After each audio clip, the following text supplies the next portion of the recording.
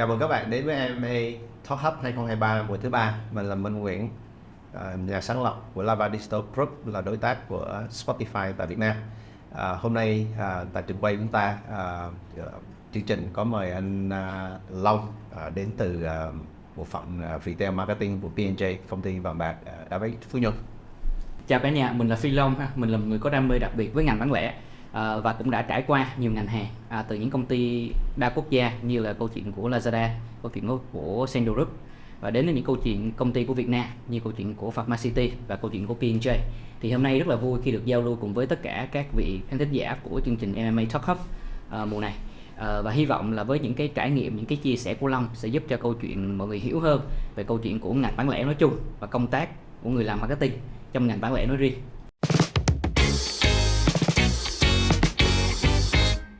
Làm người làm lâu năm trong cái ngành bán lẻ qua nhiều vị trí khác nhau, thì Long có thể chia sẻ một cái nhận định về cái thị trường bán lẻ tại Việt Nam trong các năm qua, và đặc biệt là cái giai đoạn trước Covid và cái giai đoạn sau Covid, tình hình nó như thế nào? Rồi, nếu mà chúng ta nhìn lại câu chuyện thị trường bán lẻ trong vài năm gần đây, chúng ta có thể điểm lại câu chuyện là nếu mà từ năm 2020 đến năm 2021 thì lúc này chúng ta thấy câu chuyện Covid diễn ra. Vào năm 2022 chúng ta nhìn thấy câu chuyện là lò xo giải nén được câu chuyện cầu thị trường có giãn ra, nhưng mà đến năm 2023 chúng ta lại bị ảnh hưởng bởi yếu tố liên quan đến câu chuyện khủng hoảng kinh tế, câu chuyện của lạm phát. Thì Long nhìn thấy được câu chuyện là ngành bán lẻ đang quanh tiến hóa, và các tay chơi trong ngành đang ở một cái đường đua, và cái cú bẻ lái ngay khúc quanh này đó là một phép thử cho những khó khăn đang diễn ra. Và ngay khúc này đây thì những khó khăn đó chính là gia tốc cho cái sự chọn lọc tự nhiên trong cái ngành bán lẻ nó được diễn ra. Thế thì trong cái giới anh em startup nói là cái giai đoạn này giống như là lúc mà cái thị trường nó rút, thì lúc đó chúng ta mới biết ai là ai. Dạ đúng rồi, có nghĩa là mình cũng nhìn thấy được câu chuyện lúc này mùa này thì có những công ty là chỉ có một vector nghịch, đó là liên quan đến câu chuyện họ bị ảnh hưởng bởi câu chuyện của lạm phát, câu chuyện kinh tế khủng hoảng. Nhưng mà có những công ty thuộc ngành hàng xa xỉ thì bị ảnh hưởng tiếp tục liên quan đến câu chuyện là lúc này đây khi mà khách hàng cắt giảm chi tiêu thì ngành hàng xa xỉ sẽ bị ảnh hưởng nặng hơn 2 lần so với câu chuyện của những cái câu chuyện của ngành hàng bình thường. Thì chắc chắn là chúng ta thấy là nếu như mà thông tin trên các phương tiện truyền thông thì chúng ta thấy rằng là năm 2023 là thực sự khó. Tức là trong cách đây 2 tuần, cái bài báo của Bloomberg trong cái cuộc phỏng vấn với lại Chủ tịch Quốc hội Vương Đình Huệ, thì chúng ta khẳng định luôn là năm nay Việt Nam rất khó đạt được cái chỉ tiêu tăng trưởng GDP 6-5%, và xuất khẩu là một trong những lĩnh vực bị ảnh hưởng rất nhiều. Thế thì quay về với cái tình hình đấy, thì quay về các doanh nghiệp thì chắc chắn rằng là các cái doanh nghiệp bây giờ cái nhu cầu nó giảm, các doanh nghiệp chắc chắn người ta phải cắt giảm ngân sách marketing, nhưng không có nghĩa người ta không làm marketing. Với tư cách là người làm marketing trong cái ngành bán lẻ trong nhiều năm thì anh thấy đâu là cái cách tiếp cận mà chúng ta nên làm trong cái thời buổi khó khăn này? Câu hỏi của anh Minh có một câu hỏi khá là hóc búa, nếu mà nói như là câu hỏi giống như bài toán sao lúc hồi xưa mình đi học đó. Thì bài toán sao này thì Long có 3 cái cách tiếp cận cho câu chuyện cái bài toán này của chúng ta. Thứ nhất, liên quan đến câu chuyện về mặt các hoạt động, các ngân sách, thì Long nghĩ là câu chuyện là chúng ta phải theo cách tiếp cận là chúng ta tối ưu chứ chúng ta không tối giản. Tối giản hay tối giảm tức là cắt đều, có nghĩa là ví dụ như ngân sách marketing giảm 30% thì chúng ta sẽ cắt đều tất cả các kênh, ta giảm 10%. Nhưng mà tối ưu nó nằm ở chỗ nào? Tức là chúng ta dịch chuyển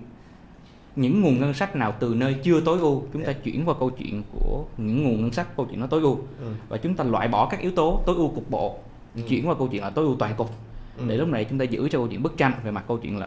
về câu chuyện ngân sách, bài toán liên quan đến chuyện yếu tố tài chính, hiệu quả cái chương trình marketing của chúng ta. Một cái cách tiếp cận thứ hai mà Long nghĩ có liên quan đến câu chuyện là chúng ta phải làm sao cho cái định hướng các cái chương trình có hoạt động của chúng ta tăng cái tính thương nhớ và chúng ta giảm cái tính thương mại. Chúng ta nhìn thấy câu chuyện là trong cái tình hình, trong cái bối cảnh này đây thì cái trận chiến trong ngành bán lẻ, các trật tự thế trận cũng bị thay đổi khi mà chúng ta nhìn thấy câu chuyện là chúng ta có cái đầu, chúng ta có trái tim và chúng ta có túi tiền của khách hàng.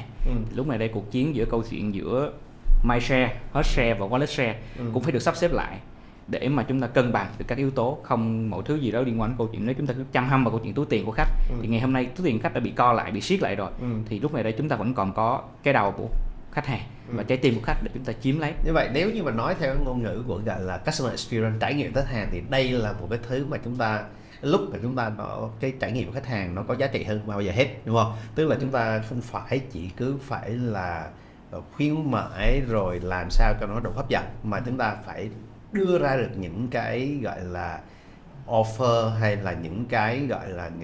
gọi là hỗ trợ mà nó đúng lúc, đúng cái nhóm đối tượng mà mình cần, chứ không phải mình mass nữa, đúng không? Đúng. Tức là lúc này đây chúng ta sẽ phải nhìn ở khách hàng cái độ phân giải cao hơn. Tức là lúc này chúng ta nhìn thấy được câu chuyện là có những khách hàng mình có thể chiếm được câu chuyện túi tiền, nhưng mà có những khách hàng là ngày hôm nay túi tiền bị ảnh hưởng, thì lúc này chúng ta phải chiếm cái đầu, chiếm trái tim trước. Thì sau này, sau khi hết bị ảnh hưởng và bắt đầu phục hồi lại, thì khách hàng sẽ nhớ đến nhãn hàng và nhãn thương hiệu của chúng ta, để mà chúng ta có thể họ tiếp tục chi tiền lại cho nhãn hàng của mình. Một cái hướng thứ ba mà liên quan đến câu chuyện là các cái chuyển đổi các hoạt động marketing trong câu chuyện mùa gió ngược, mà Long nghĩ đến liên quan đến câu chuyện là chúng ta phải làm sao để chúng ta tăng cái chất may đo và chúng ta giảm cái chất đồng phục lại. Thì một số bên thì có quan điểm thì các hoạt động marketing thì thường phải giống nhau và đồng nhất ở tất cả mọi mặt trận. Tuy nhiên ta nhìn thấy được câu chuyện là các cái khẩu vị đón nhận, tức là độ ăn và độ nhạy của chương trình cho từng nhóm khách hàng hoàn toàn là khác nhau. Như vậy việc may đo là việc rất cần thiết, nó sẽ phù hợp với số đo của từng nhóm khách hàng khác nhau, và nó giảm sự nhàm chán đối với những cái bài marketing may sẵn mà nó chỉ phù hợp trong giai đoạn gió thuộc. Như vậy là tình hình khó khăn ngân sách giảm hơn, chúng ta phải thay đổi cách làm, chúng ta thay đổi cách tiếp cận. Thế thì khi chúng ta thay đổi cách tiếp cận thì trong cái ngành bán lẻ chúng ta biết rằng là cái offline channel là nó rất là lớn, và cái đội ngũ ở trong cái offline channel đó nó cũng lớn, nó không thể dễ thay đổi một sớm một chiều giống như chúng ta làm e-commerce được. Thế thì đâu là những cái thách thức của cái người mà làm marketing trong ngành retail? Câu hỏi này rất là hay, tại vì nó sẽ giúp Long nhìn lại câu chuyện là đi qua nhiều ngành hàng, đi qua nhiều công ty bán lẻ, thì Long nghĩ là có 3 cái thách thức đối với lại tất cả những bạn làm marketing ở cái ngành bán lẻ mà cái ngành nó đầy biến động, nhất là trong câu chuyện giai đoạn này. Thì Long nghĩ đầu tiên liên quan đến câu chuyện về yếu tố quản trị sự thay đổi. Long thì vẫn quan điểm rằng câu chuyện là chỉ có sự thay đổi là không thay đổi. Như vậy thì chúng ta nhìn thấy được là càng về sau, các cái chiêu hay các công thức về marketing là hạn sử dụng bắt đầu sẽ ngắn dần. Hoặc là ví dụ chúng ta nhìn câu chuyện ngành tài chính kế toán, thì ví dụ như là khoảng 10 năm, 20 năm bắt đầu mới có những sự thay đổi một lần. Hay câu chuyện của công nghệ là câu chuyện của 5 năm đổ lại. Nhưng mà chúng ta nhìn thấy câu chuyện trong ngành marketing của chúng ta thì đâu đó chỉ còn khoảng 1-2 năm. Bởi vì là gì? Người tiêu dùng người ta thay đổi quá nhanh. Đúng không? Đúng rồi. Nó sẽ đến từ câu chuyện có nhiều cái factor, nhiều yếu tố ảnh hưởng. Là thứ nhất là liên quan đến chuyện là về nhu cầu của khách hàng. Cái kỳ vọng khách hàng nó càng ngày thay đổi. Ngày hôm nay khách hàng được tiếp cận và được trải nghiệm với lại nhiều thương hiệu hơn, nhiều nhãn hàng hơn, có nhiều lựa chọn hơn, và có nhiều lựa chọn hơn. Và lúc này đây liên quan đến chuyện đó. Yếu tố thứ hai liên quan đến câu chuyện yếu tố công nghệ cũng thay đổi nhiều cho câu chuyện đó. Như vậy thì nó sẽ ảnh hưởng đến câu chuyện quá trình ra quyết định. Ngày xưa chúng ta không thể hình dung được là bán lẻ là nó đem lên livestream, chúng ta không thể hình dung được. Đúng rồi. Nghĩ là phải ra cửa hàng mua Đúng rồi rồi. này nọ. Đúng rồi. Và đó là sự tiến hóa của ngành bán lẻ. Như vậy có cái yếu tố thứ hai đó liên quan đến câu chuyện Long nghĩ đó là câu chuyện về cái thách thức thứ hai là thách thức về bẫy kinh nghiệm. Tức là cái bẫy có những cái này mình nói về đội ngũ trong nhà. Đúng rồi, cái này về ở trong nhà của mình. Tức là ở đây thì mình sẽ nhìn thấy được câu chuyện là cái cách mà làm marketing của gần như hầu hết tất cả mọi người sẽ liên quan đến câu chuyện là chúng ta nhận được một cái đầu bài về kinh doanh, và chúng ta có trong đầu chúng ta, trong túi của chúng ta có một cái gọi là tàng kinh cát, có một số cái chiêu, một cái bài marketing mà đã được tích lũy từ những công ty trước, nghiệp trước, và chúng ta nhận được cái đầu bài và chúng ta thấy được có vẻ như cái đầu bài này hơi giống cái bài hồi xưa của mình, và chúng ta móc đồ trong túi ra chúng ta xài. Mà chúng ta quên mất rằng câu chuyện là chúng ta có những thứ xung quanh của chúng ta nó thay đổi. Câu chuyện về thị trường, câu chuyện về khách hàng và câu chuyện đối thủ. Như vậy thì cái kiềng ba chân liên quan đến chuyện khách hàng, thị trường và đối thủ thay đổi, thì cách giải cái bài toán đầu bài kinh doanh nó cũng thay đổi theo. Như vậy thì nói theo ngôn ngữ bình thường, tức là lấy vũ khí marketing ra đánh thì phải độ lại vũ khí trước khi mà ra chiến trường. Và một cái ý thứ ba là Long nghĩ liên quan đến câu chuyện là cái lời nguyền về tăng trưởng. Tức là nếu chúng ta nhìn thấy được là các hoạt động marketing mà bị áp lực bởi sự tăng trưởng, như vậy thì sẽ có một cái lời nguyền chúng ta chạy theo những cái mục tiêu marketing ngắn hạn, mà chúng ta phải trade off, tức là chúng ta đánh đổi những câu chuyện mục tiêu dài hạn. Và với Long nghĩ đó là một cái sự vay mượn của tương lai. Và rõ ràng chúng ta nhìn thấy câu chuyện là nếu chúng ta cứ liên tục mà chúng ta vay mượn của chuyện tương lai thì thứ đó nó sẽ trở thành nợ xấu. Như vậy thì liên quan câu chuyện là làm sao chúng ta cân bằng được những cái mục tiêu ngắn hạn và câu chuyện những cái hoạt động marketing liên quan đến câu chuyện phát triển bền vững. Thế thì Long nói về cái yếu tố gọi là cái khái niệm gọi là phát triển bền vững đó, mình nghĩ đây là một cái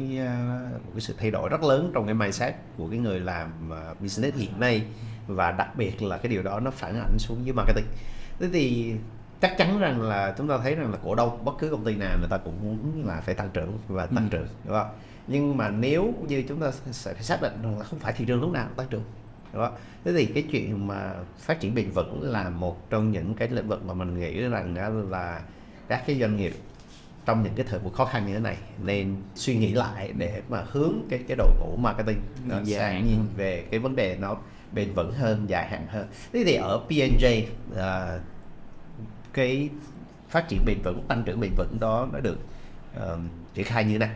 Ở bên trong P&J thì có một cái triết lý kinh doanh là liên quan là chúng ta đặt lợi ích của khách hàng và lợi ích của xã hội song hành với câu chuyện lợi ích của doanh nghiệp. Như vậy thứ đó nó cũng là cái kim chỉ nam cho tất cả những các cái hoạt động và cái định hướng của các hoạt động marketing trong cái nhánh bán lẻ. Thì nếu mà nói câu chuyện lấy hai cái ví dụ mà Long nghĩ câu chuyện là hai cái chiến dịch mà P&J đã từng làm mà hướng đến câu chuyện marketing phát triển bền vững, thì đầu tiên Long nghĩ đó là một cái chiến dịch thần tài đầu năm nay mà P&J có triển khai. Thì chúng ta nhìn thấy được câu chuyện ngành kim hoàn vốn là một ngành rất là truyền thống. Như vậy thì làm mới cái ngày thần tài trong câu chuyện dịp đầu năm là một cái làm hiện đại hóa nó lên. Đó là một trong những cái bài toán nan giải mà mình cần phải giải được câu chuyện đó. Lúc ở đây đầu năm nay thì P&J cũng tung ra chiến dịch với câu chuyện là chúng ta sử dụng cái yếu tố mới là yếu tố liên quan đến gamification cho câu chuyện ngày thần tài, kết hợp với câu chuyện của marketing và câu chuyện của công nghệ để mà giúp cho khách hàng ngày đầu năm thì có thể là lấy lọc được câu chuyện của đầu năm, mua trang sức để làm đẹp đầu năm, và cuối cùng là làm được việc tốt đầu năm bằng việc là tham gia vào các hoạt động của P&J. Thì mỗi một cái lượt tham gia khách hàng thì đóng góp 5.000 đồng vào trong một cái quỹ thiện nguyện của câu chuyện P&J, thì cũng liên quan đến câu chuyện của sau cái chiến dịch thì kết quả thu về được là cũng có 1 triệu khách hàng. Thì tổng số lượng đóng góp và tham gia vào cùng là câu chuyện có số tiền 5 tỷ cho các hoạt động an sinh và xã hội cho câu chuyện của P&J. Như vậy thì câu chuyện là dù chúng ta làm các hoạt động liên quan đến câu chuyện của thương mại, câu chuyện của thương hiệu, nhưng chúng ta vẫn không quên câu chuyện là các cái yếu tố làm giàu cái vốn xã hội cho P&J. Một cái chương trình thứ hai là một cái chương trình P&J cũng vừa mới triển khai chiến dịch đó xong, đó là câu chuyện hành trình trang sức xuyên Việt. Thì là lúc này đây là chúng tôi đưa trang sức đến gần với câu chuyện của người dân của chúng ta, với mọi miền đất nước của chúng ta, với một cái thông điệp là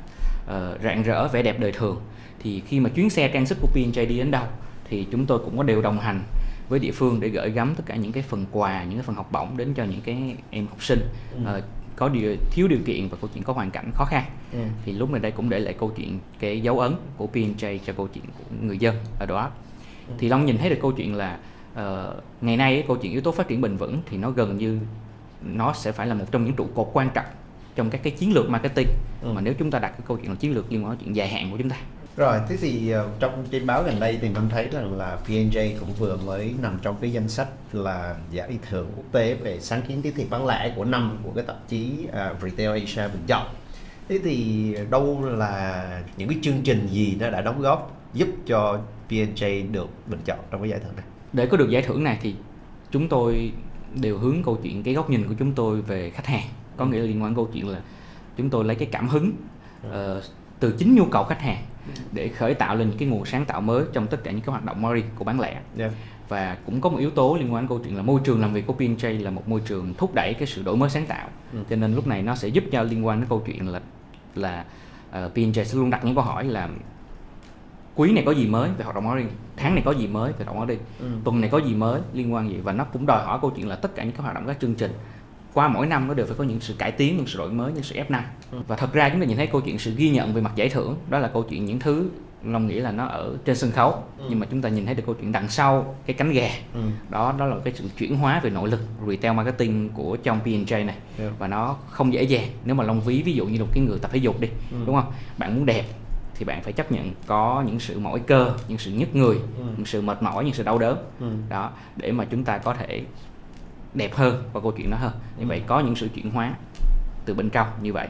Và để nuôi đến cái sự chuyển hóa này thì nó không phải là câu chuyện của ngày 1, ngày 2 mà chúng ta có liền, mà nó phải chúng tôi tiếp cận với câu chuyện là một cái chiến lược là win fit win, tức là chúng tôi chẻ nhỏ tất cả những cái cột mốc trong ngắn hạn và chúng ta achieve, chúng ta đạt được những cột mốc đó để chúng ta lấy cái động lực đó chúng ta nuôi những mục tiêu dài hạn trong cái quá trình chuyển đổi, quá trình transform cái nội lực retail marketing bên trong của P&J. Thế thì đấy là những cái mà mình nghĩ là một cái bài học rất là tốt. Thế thì hôm nay là trong cái buổi này thì Long đã chia sẻ vài cái vấn đề từ điểm qua cái ngành sự phát triển của ngành retail, rồi trong thời buổi khó khăn này thì chúng ta phải thay đổi cái cách tiếp cận cũng như là những cái thách thức, đúng không? Thế thì Long có thể đúc kết lại cho một cái lời khuyên với những bạn mà làm trong cái retail marketing này, trong cái thời buổi khó khăn này, thì Long có thể đúc kết lại cái ý ngắn gọn. Thì nếu mà chỉ được có một câu thôi thì Long nghĩ là câu chuyện là Long sẽ nhìn marketing thì cái câu này nó nghiêng về câu chuyện góc nhìn kinh doanh nhiều hơn. Đó liên quan đến câu chuyện là Long hay nhìn câu chuyện là mỗi chiến dịch marketing đó là một thương vụ để đầu tư, và mỗi một người marketer